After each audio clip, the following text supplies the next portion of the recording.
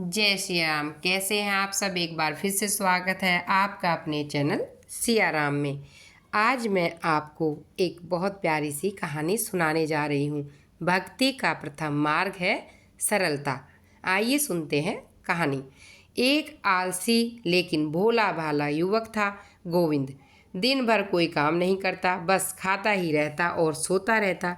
घर वालों ने कहा, चलो जाओ, निकलो घर से, कोई काम धाम करते नहीं हो, बस पड़े रहते हो। वह घर से निकलकर यूं ही भटकते हुए एक आश्रम में पहुंच गया। वहां उसने देखा कि एक गुरुजी उनके शिष्य कोई काम नहीं करते, बस मंदिर की पूजा करते हैं। उसने मन में सोचा, यह बढ़िया है, कोई काम धाम नहीं, बस पूजा ही तो करना है। गुरुजी के पास जाकर पूछा, क्या मैं यहाँ रह सकता हूँ? गुरुजी बोले, हाँ, क्यों नहीं रह सकते, लेकिन मैं कोई काम नहीं कर सकता गुरुजी। कोई काम नहीं करना है, बस पूजा करनी होगी।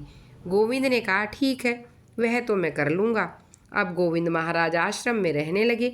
ना कोई काम ना कोई धाम, बस सारा दिन खाते रहो और प्रभु भक्ति में भजन गाते रहो। महीना भर हो गया। फिर एक दिन आई एकादशी। उसने रसोई में जाकर देखा, खाने की कोई तैयारी नहीं है। गोविंद ने गुरुजी से पूछा, आज खाना नहीं बनेगा क्या? गुरुजी ने कहा, नहीं, आज तो एकादशी है, तुम्हारा भी उपवास है ना? गोविंद ने कहा, नहीं, अगर हमने उपवास कर लिया तो कल का दिन ही नहीं देख पाएंगे हम नहीं कर सकते उपवास, हमें तो भूख लगती है, आपने पहले क्यों नहीं बताया? गुरुजी ने कहा, ठीक है, तुम ना करो उपवास, पर खाना भी तुम्हारे लिए कोई और नहीं बनाएगा, तुम खुद बना लो। मरता क्या ना करता। रसोई में गया। गुरुजी फिर आए। देखो, अगर तुम खाना बना लो तो राम जी को भोग जरूर लगा देना। नदी के पास जाकर बना लो रसोई। लकड़ी, आटा, तेल, घी, सब्जी लेकर गोविंद चला गया। जैसे तैसे खाना भी बना लिया और खाने लगा।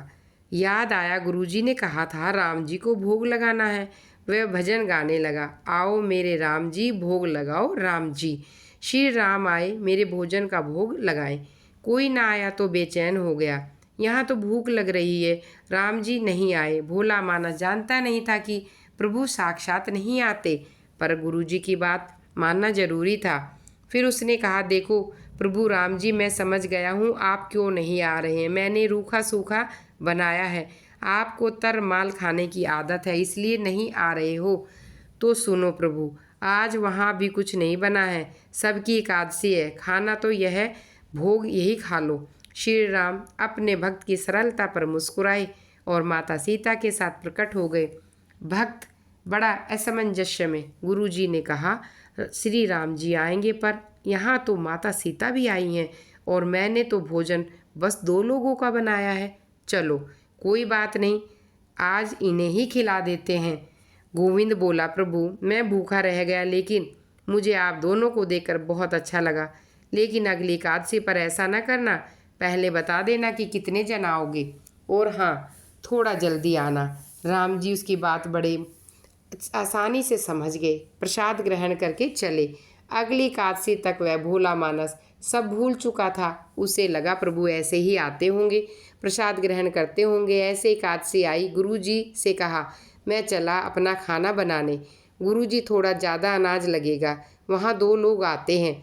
गुरुजी मुस्कुराए, भूख के मारे बावला है, ठीक है, ले जा और अनाज ले जा। अब की बार उसने 3 लोगों का खाना बनाया।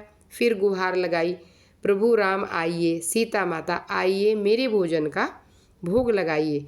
प्रभु की महिमा भी निराली है, भक्त के साथ कौतुक करने में उन्हें बड़ा मज़ा आता है। इस बार वे अपने बड़े भाई लक्ष्मण, भरत, शत्रुघ्न को ले आए।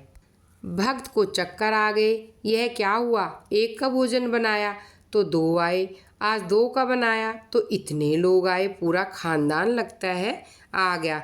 आज भी भूखा रहना पड़ेगा। सबको भोजन लगाया और बैठे बैठे देखता रहा।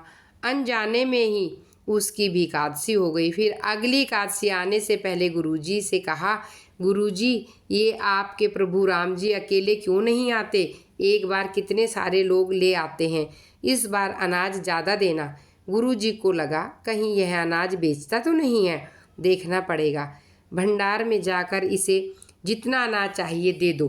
छुप कर उसे देखने चल पड़े। इस बार गोविंद ने सोचा, खाना पहले ही बनाऊंगा, पता नहीं कितने लोग आ जाएं। पहले बुला लेता हूँ, फिर बनाता हूँ।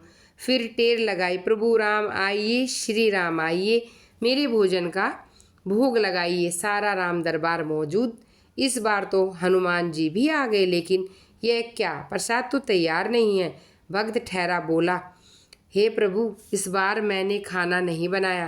प्रभु ने पूछा, क्यों? भक्त बोला, मुझे लगा कि इस बार भी मुझे खाना मिलेगा ही नहीं, तो क्या फ़ायदा बनाने से, आप खुद बना लो और खुद खाना खा लो। राम जी मुस्कुराए। सीता माता भी गदगद हो गई उसके मासूम जवाब से। लक्ष्मण जी बोले, क्या करें प्रभु? प्रभु बोले, भक्त की इच्छा है तो पूरी करनी पड़ेगी, चलो लग जाओ काम से। लक्ष्मण जी लकड़ी उठाई, माता सीता आटा सानने लगी। भक्त एक तरफ बैठकर देखता रहा। माता सीता रसोई बना रही थी।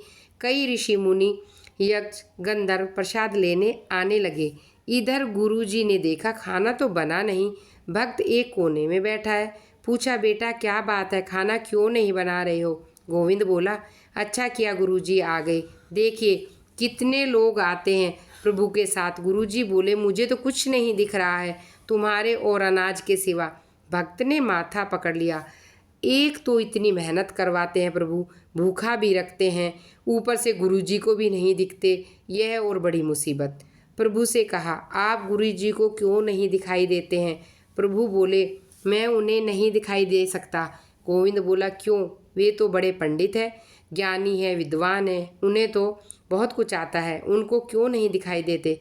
प्रभु बोले, मना कि उनको सब आता है, पर वे सरल नहीं है। तुम्हारा हृदय सरल है, इसलिए उनको नहीं दिखाई दे सकता।